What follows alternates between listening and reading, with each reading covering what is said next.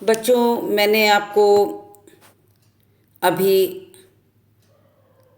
पिछले 2 वीडियो में अलंकार के कुछ रूप समझाए, बताए, अलंकार के बारे में ज्ञान दिया। संभवतः आपने उसे अच्छी तरह देखा होगा, पढ़ा होगा, बार बार सुना होगा, तो अलंकार के बारे में आपको जानकारी हो गई होगी। मैंने आपको शब्दालंकार के तीनों भेद बताए हैं। उसके बाद मैंने अर्थालंकार के भेदों की बारी में सबसे पहले आपको उपमा अलंकार, इसके पूर्व वाले वीडियो में मैंने पढ़ाया था आपको। अब मैं अपने इस तीसरे वीडियो में अर्थालंकार के आगे के जो भेद हैं वो उसे पढ़ाऊंगी। आपने पहले वाले वीडियो को न देखा हो तो अच्छे से देखिए, तभी आपको आगे की चीज़ें समझ में आएंगी। क्योंकि रूपक अलंकार जानने के पूर्व अगर आप उपमा अलंकार को अच्छी तरह जान गए हैं तो रूपक अलंकार और आसानी से समझ में आ जाएगा।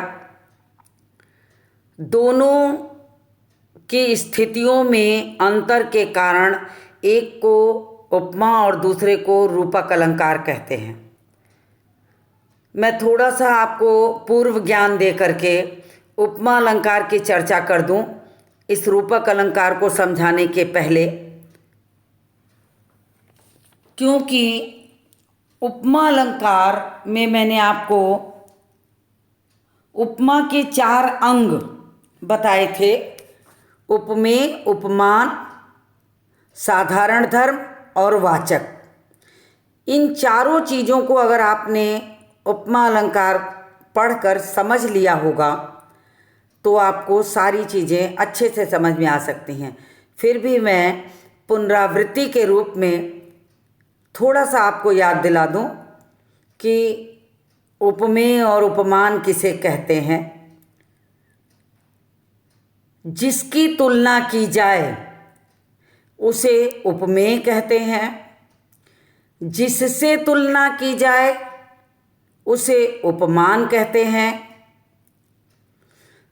और जिस गुण द्वारा तुलना की जाए उसे साधारण धर्म कहते हैं, जिस शब्द को दिखाकर तुलना की जाए उसे वाचक शब्द कहते हैं। मैंने उपमा अलंकार में सा, सी, इवी, जिमी, जैसे, ज्यों इत्यादि रेखांकित करके आपको समझाया था। तो आपने उपमा अलंकार में जान लिया था कि उपमान और उपमेय के बीच समानता, एक शब्द याद रख लीजिए, समानता।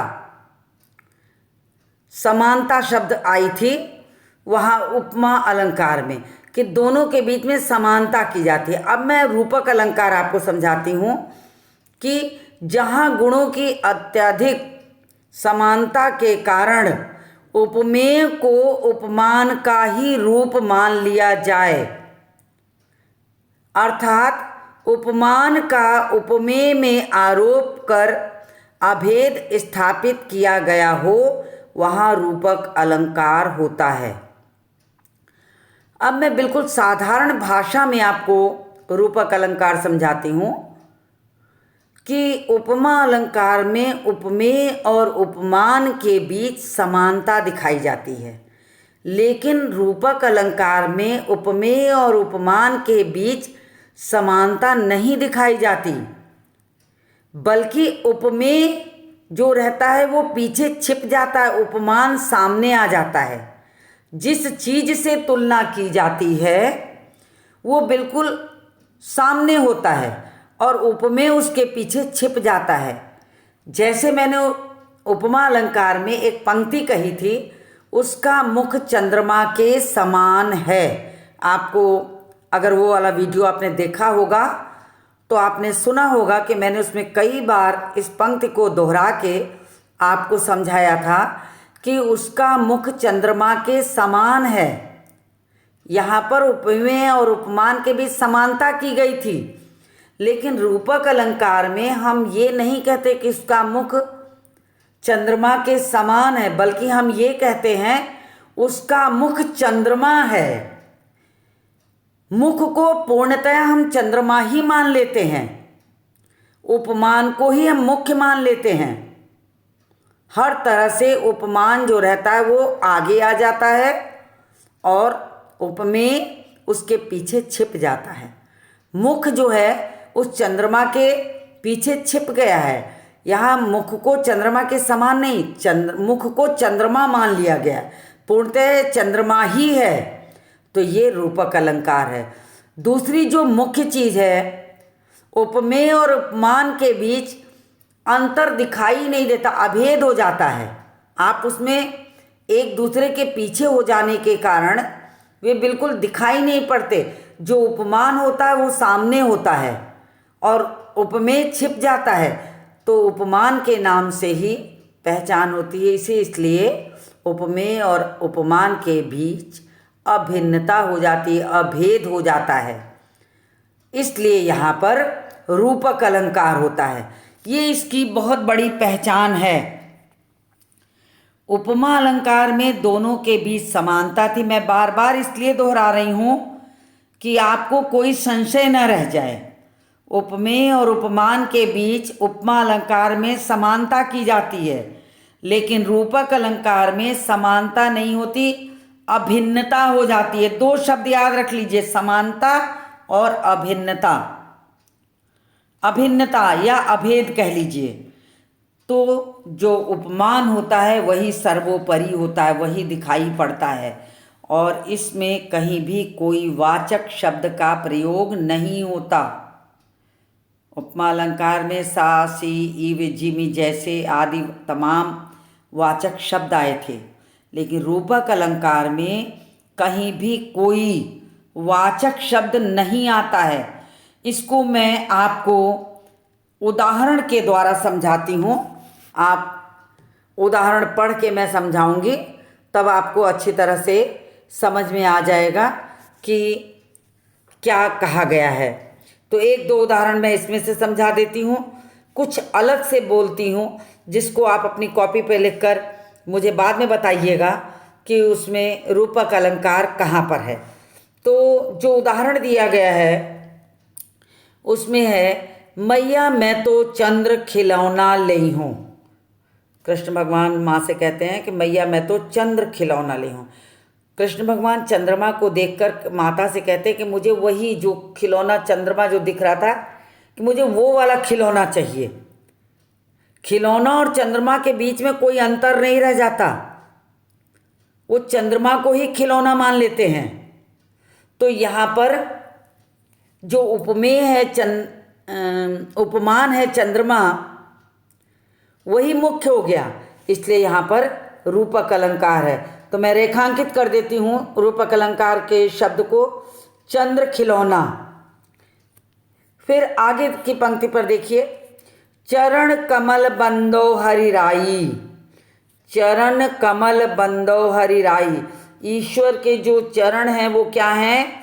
साक्षात कमल हैं, चरण नहीं है, कमल हैं। उपमान यहाँ पर कमल है, उपमेय जो है वो चरण है, तो उपमान ही दिखाई पड़ रहा। चरण कमल बंदो हरिराई, तो यहाँ पर उपमान सर्वोपरि होने के कारण यहाँ पर रूपक अलंकार है। ठीक है, इतना आपको समझ में आया होगा। फिर मैं आपको और बताती हूँ एक आध उदाहरण, और मैं जो इसमें नहीं लिखा वो भी बोल दूँ आपको याद करके, कि पायो जी मैंने राम रतन धन पायो। राम रूपी रत्न प्राप्त कर लिया। पायो जी मैंने राम रतन धन पायो। राम और रतन ये जो है रूपक अलंकार है। गोपी पद पंकज पावन रज की। गोपी पद पंकज, पद पंकज, पद मतलब पद मतलब पैर और पंकज मतलब कमल, तो यहाँ पर आपका रूपक अलंकार है। तो और जबकि आप कह सकते हैं इसमें पवर्ण की आवृत्ति है, तो अनुप्रास भी हो सकता है, बात सही है, अनुप्रास भी है, मगर अर्थ के आधार पर यहाँ पर रूपक की मान्यता है। इसलिए यहाँ पर पद पंकज में रूपक अलंकार है। तो इस तरीके से आपको मैंने समझाया। दो मैंने छोड़ा है, इसको आप करिए कि इसमें कौन सा शब्द जो है वो रूपक अलंकार के लिए प्रयोग किया गया है। मैं पंक्तियाँ पढ़ देती हूँ। सब प्राणियों के मत मन मन मयूर आहा नाच रहा। संभवतः आपको मेरे पढ़ने से समझ में आ गया होगा, फिर भी चलिए मैं आपको अलग से दूंगी। मन मयूर और मुख चंद, ये रेखांकित कर दिया। अब आप इस अपनी कॉपी पे सब लिखिए और इसमें से उपमेय और उपमान को अलग करके मुझे बताइएगा, तब मैं समझूंगी कि आपको रूपक अलंकार भली प्रकार समझ में आ गया है। उपमा और रूपक के बीच थोड़ा सा अंतर होने के कारण आपको संशय हो सकता है, इसलिए आप इसको अच्छी तरह समझें और दोनों के अंतर को लिख करके, पढ़ करके, उदाहरण को रेखांकित करके समझें, तब आपको ये अच्छी तरह समझ में आएगा। तो मैंने आपको उपमा के साथ रूपक को समझाते हुए दोनों के अंतर को भी समझा दिया। उम्मीद करती हूँ कि बच्चों आपको समझ में आया होगा। अगर नहीं आया है तो आप फिर मुझसे प्रश्न करिएगा, मैं उसका जवाब दूंगी ताकि वो आपको अच्छी तरह से समझ में आ जाए।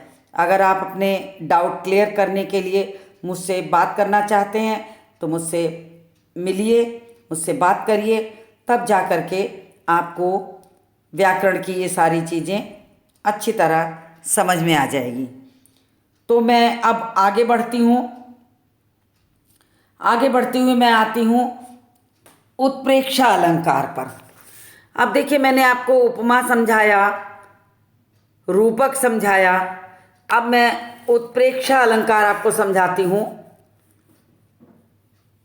उत्प्रेक्षा अलंकार, अब यहाँ के मैं इसकी परिभाषा पहले आपको समझा दूँ। जहाँ रूप और गुण की समानता के कारण उपमेय में उपमान की कल्पना या संभावना, देखिए मैं एक शब्द को रेखांकित कर रही हूँ, ध्यान दीजिएगा, संभावना शब्द को मैंने रेखांकित कर दिया है। तो इस चीज को, इस शब्द को याद रखिएगा।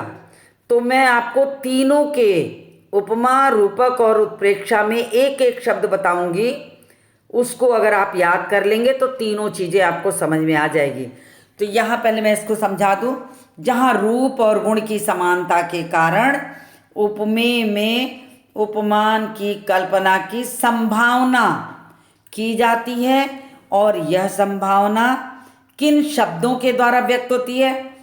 मनु मानो जनु जानो, ये शब्द मानो, जानो, जनु, मनु इत्यादि शब्दों का प्रयोग करके ये संभावना प्रयोग की जाती है। तो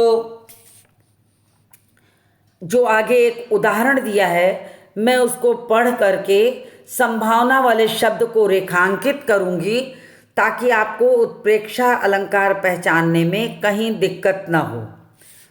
उदाहरण दिया गया है, सोहत ओढ़े पीत पट श्याम सलोने गात,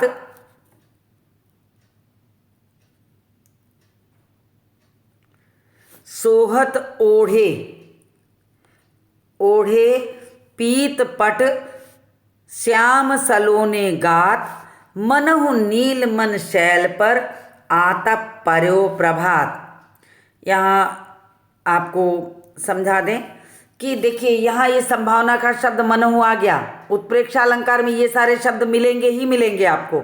मनु मानो, जनु जानो, मनहु, जनहु, यही शब्द आपको पंक्तियों के बीच में मिलेंगे और आप आसानी से पहचान सकते हैं कि ये संभावना को व्यक्त कर रहा है, ये उत्प्रेक्षा अलंकार है।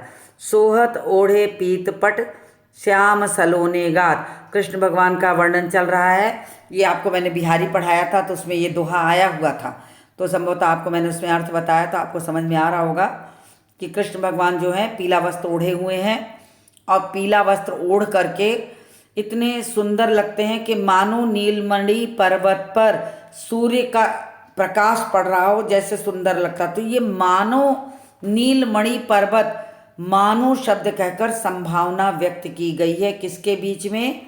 उपमेय और उपमान के बीच में। तो इस कारण से यहाँ पर उत्प्रेक्षा अलंकार है। उत्प्रेक्षा अलंकार में मनु मानो, जनु जानो या मनहु जनहु जैसे शब्दों का प्रयोग होना आवश्यक है। तो इस तरीके से आपको जो उदाहरण होंगे उसमें ये सारे शब्द जरूर आएंगे उत्प्रेक्षा अलंकार में। तो मैं आपको सिर्फ उन शब्दों को रेखांकित कर दूंगी ताकि आपको उदाहरण में वे शब्द दिखने लगें और आप आसानी से उत्प्रेक्षा अलंकार पहचान लें। तो एक उदाहरण है, कहते हुए यूं उत्तरा के नेत्र जल से भर गए, हिम के कणों से पूर्ण मानो हो गए पंकज नए। अब देखिए यहाँ पर मानो आ गया, संभावना की जा रही है उपमेय और उपमान के बीच में, तो यहाँ उत्प्रेक्षा अलंकार है।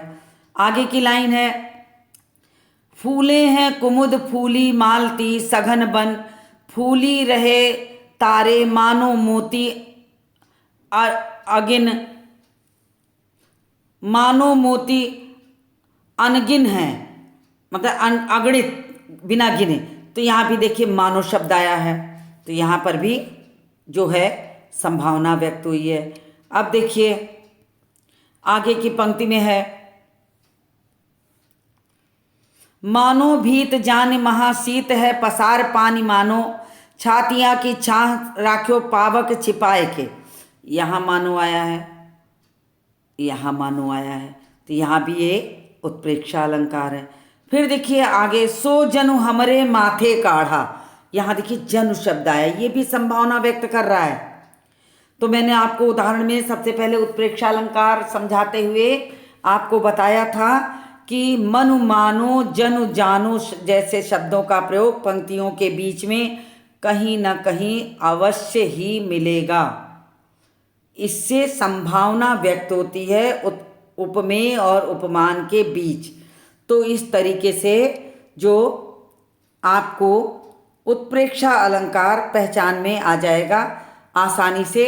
तो आप ऊपर पढ़ाए गए उपमा, रूपक और उत्प्रेक्षा को पढ़ लें, इसलिए कि उपमा में वाचक शब्द आता है, उत्प्रेक्षा में वाचक शब्द आता है, लेकिन रूपक में कोई भी वाचक शब्द नहीं होता। इसमें अभिन्नता हो जाती है उपमेय और उपमान के बीच में। तो दोनों एक समान, इसमें कोई वाचक शब्द की आवश्यकता नहीं पड़ती। तो मैंने यहाँ रेखांकित करके आपको उत्प्रेक्षा अलंकार भी समझा दिया है। तो उम्मीद करती हूँ बच्चों कि ये तीनों आप बार बार दोहराएंगे ताकि आपको समझ में आ जाए। इस कारण से आपको आसानी से उत्प्रेक्षा अलंकार समझ में आ जाएगा। तो 3 चीज़ें याद कर लीजिए कि उपमा में आपके समानता, रूपक में अभिन्नता और उत्प्रेक्षा में संभावना होती है। किसके बीच में? उपमेय और उपमान के बीच में। यही अंतर है तीनों का। तो इसको आप बार बार पढ़िए, तब जाके आपको चीज़ें समझ में आएंगी। अब मैं आगे बढ़ती हूँ और आगे बढ़ते हुए आपको अगला पढ़ाती हूँ, अतिशयोक्ति अलंकार। अतिशयोक्ति अलंकार का मतलब होता है जब कभी किसी बात को बहुत बढ़ा चढ़ाकर, जिसकी उम्मीद न की जाए उससे कहीं ज़्यादा बढ़ा चढ़ाकर बात को कहा जाए, तो वहाँ पर अतिशयोक्ति अलंकार होता है। जैसे यहाँ एक उदाहरण लिखा है, आगे नदियाँ पड़ी अपार, घोड़ा कैसे उतरे पार, राणा ने सोचा इस पार, तब तक चेतक था उस पार। कि अभी राणा ने सोचा ही था, तब तक चेतक जो उनका घोड़ा था उस पार पहुंच गया। जो चीज़ नहीं हो सकती उसकी भी कल्पना अतिशयोक्ति अलंकार में कर दी जाती है। जैसे एक उदाहरण मैं और बोलूं कि हनुमान की पूंछ में लगन न पाई आग, सिगरी लंका जर गई, गए निशाचर भाग। कि हनुमान की पूंछ में आग लगने भी नहीं पाई थी, तब तक सारी लंका भी जल गई और निशाचर भी भाग गए। तो ये चीज़ें जो होती हैं आपको अतिशयोक्ति का मतलब बहुत ज़्यादा बढ़ा चढ़ा के वर्णन किया जाए, जहाँ पर बात को बहुत ज़्यादा, जिसकी आप उम्मीद भी नहीं कर सकते, कल्पना भी नहीं कर सकते, उन चीज़ों को भी यहाँ सोच करके कहा जाता है। तो इस तरीके से यहाँ पर अतिशयोक्ति अलंकार होगा। देख लो साकेत नगरी है यही, स्वर्ग से मिलने गगन को जा रही। अब जब भगवान राम अयोध्या वापस आते हैं तो साकेत नगरी इतनी सुंदर सजाई गई रहती है कि ऐसा लगता है कि अयोध्या नगरी जो है स्वर्ग से गगन के रास्ते होते हुए मिलने जा रही हो। तो ये सारी चीज़ें जो हैं कल्पना से परे की चीज़ें होती हैं, जिसको हम बढ़ा चढ़ा के वर्णन के कारण जो है अतिशयोक्ति अलंकार कहते हैं। अब मैं आपको आगे समझाती हूँ। आ गए हम मानवीकरण अलंकार पर। मानवीकरण अलंकार जो होता है वहाँ पर होता है जहाँ पर किसी जड़ प्रकृति में मनुष्य का रूप देखा जाए। मनुष्य के रूप में जो सारी चीज़ें हम मान लें, जहाँ प्रकृति को किसी भी रूप में हम देखें तो मनुष्य के रूप में देख लें कि वो मनुष्य है। मानवीकरण का मतलब ही होता है प्रकृति को मनुष्य मानकर देखना, मनुष्य समझ लें हम उसे, तो वहाँ पर मानवीकरण अलंकार होता है। यहाँ पर एक उदाहरण दिया गया है, मेघ आए बन ठन के संवर के, यानी मेघों को क्या मान लिया है? मनुष्य मान लिया है। मेघों को, बादलों को मनुष्य मान लिया गया है। तो यहाँ पर मनुष्य मानने के कारण जो है वो मानवीकरण अलंकार है, मनुष्य माना गया है। तो मानवीकरण अलंकार में प्रकृति को, जड़ चीज़ों को मनुष्य माना जाता है। उदाहरण में कहा गया है मेघ आए बन-ठन के संवर के, यानी मनुष्य बन-ठन के संवर के आता है। मनुष्य बन-ठन के संवर के आता है तो प्रकृति को मनुष्य मान लेने के कारण वहाँ पर ये माना गया है कि वो मनुष्य है। तो इस तरह से मानवीकरण अलंकार में प्रकृति को मनुष्य माना जाता है। अब मैं अर्थालंकार के आखिरी अलंकार पे आती हूँ, वो आपको समझाती हूँ। अन्योक्ति अलंकार, ध्यान दीजिएगा। सबसे पहले मैं शब्द की संधि विच्छेद करके, शब्द का संधि विच्छेद करके आपको समझा देती हूँ। अन्य प्लस उक्ति, अन्य प्लस उक्ति, देखिए मैं लिख देती हूँ। अन्य धन उक्ति, इसका मतलब होता है उदाहरण। उदाहरण, अब देखिए मैंने आपको खाली शब्द समझाया, अन्योक्ति, अन्य उक्ति। अब मैं इसकी परिभाषा समझाती हूँ आपको। जहाँ कहीं भी अन्योक्ति अलंकार आएगा वहाँ पर बात किसी और की होगी, बात किसी और की होगी और कहा किसी और को जाएगा। अगर हम सीधे सीधे किसी चीज़ को ना कह के हम उसको किसी और उदाहरण के द्वारा अगर बात को कहते हैं तो वहाँ पर अन्योक्ति अलंकार होता है। हमें जो बात कहनी है उसको हम सीधे सीधे ना कहकर किसी उदाहरण के द्वारा उसको समझाने की कोशिश करें तो वहाँ पर जो है अन्योक्ति अलंकार होगा। तो यहाँ पर एक उदाहरण दिया गया है, रेखांकित कर दूं आपका ध्यान आकर्षित कराने के लिए।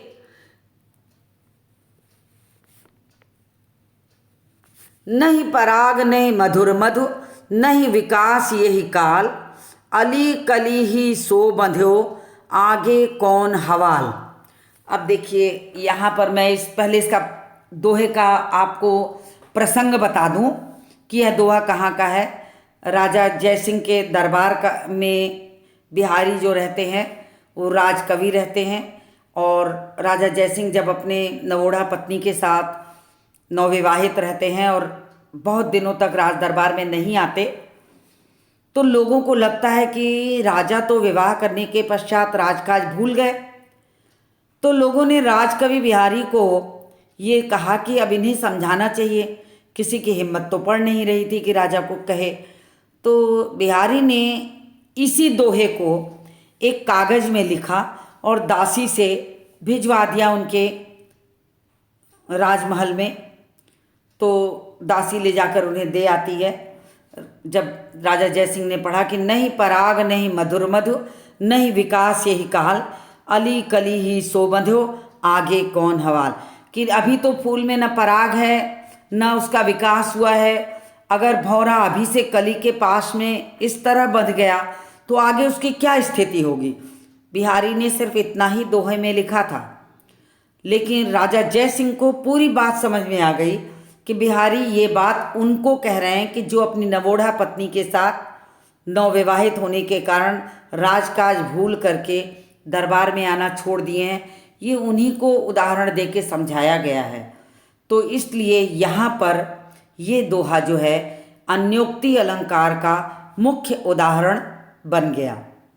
तो इस तरीके से देखा जाए तो अली मतलब भौरा, अली के माध्यम से एक ऐसे राजा की ओर संकेत किया गया जो अपनी नवोढ़ा रानी के प्रेम में बैठकर सब कुछ भूल गया। तो ये बात कहनी थी राजा के लिए और उदाहरण दिया गया भौरे और कली के माध्यम से। तो इस तरीके से उदाहरण कोई और होता है और बात किसी और की कही जाती है।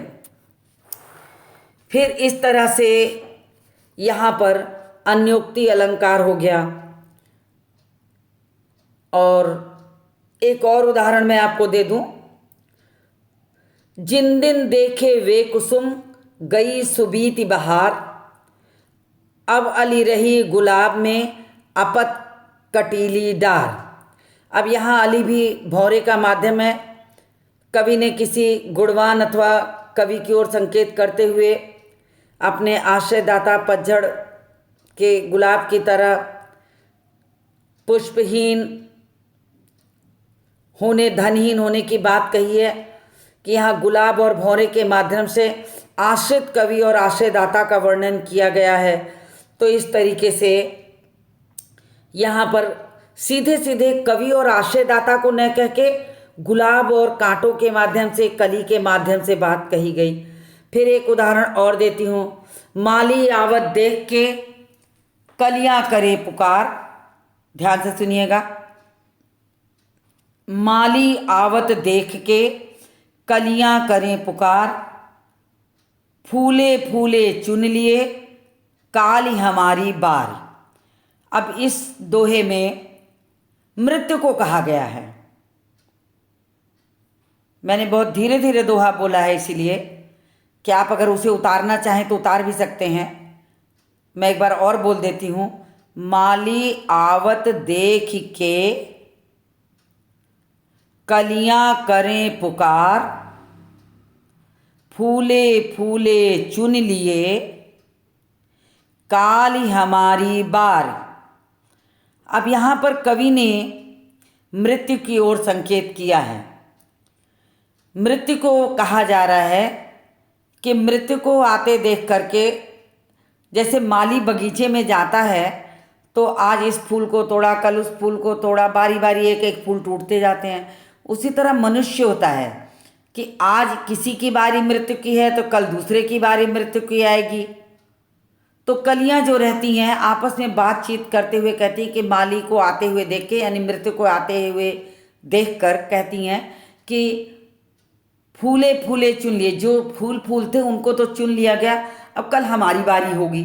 तो इस तरीके से माली और कली के माध्यम से जीवन और मृत्यु को समझाया गया है। तो यहाँ कोई अन्य उक्ति, मैंने सबसे पहले आपको लिख के दिखाया था, अन्य उक्ति मतलब अन्य उदाहरण। कोई अन्य उदाहरण दे के बात किसी और की कही जाती है।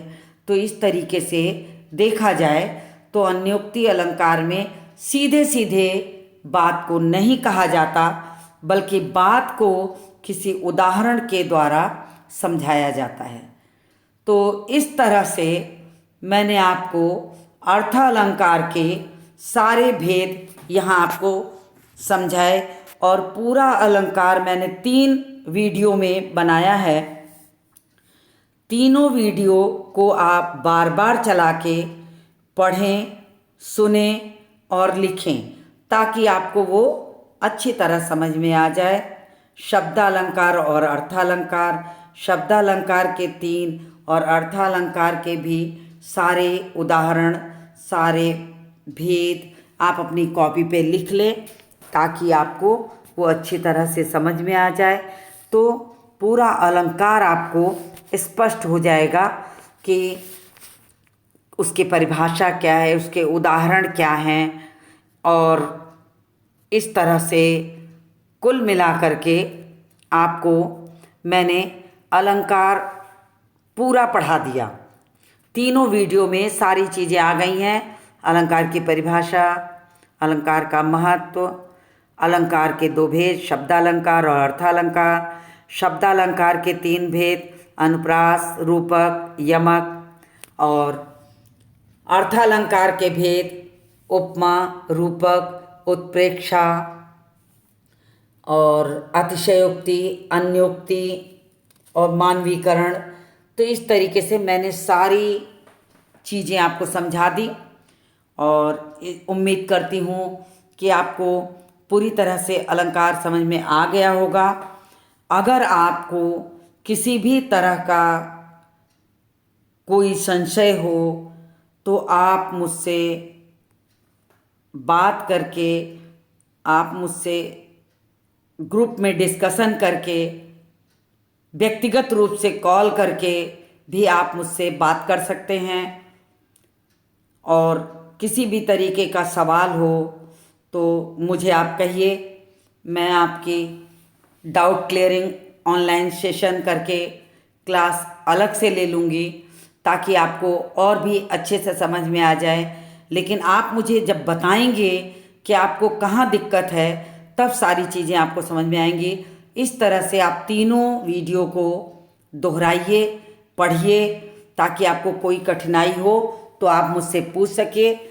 इसके अतिरिक्त मैं आपको स्नैप होमवर्क में, जब आप तीनों वीडियो देख लेंगे, तो मैं आपको स्नैप होमवर्क में आपको मैं उदाहरण दूंगी, पंक्तियां लिख के दूंगी।